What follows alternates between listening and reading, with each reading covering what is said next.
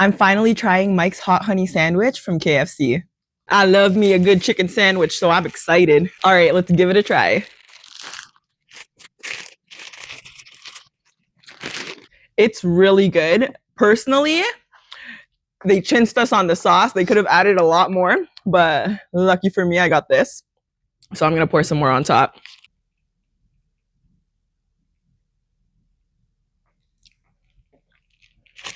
All right.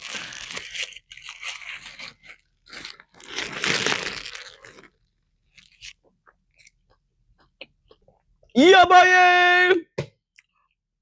Much better. I'd give it like a 7.5 just because without the extra sauce, I'm basically eating any other chicken sandwich from KFC. Let's dip a popcorn chicken in there.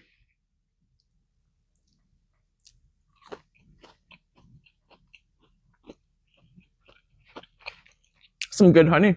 Also, if you haven't tried KFC's onion rings yet, you need to, because personally, I think they're the best ones in like any fast food chain.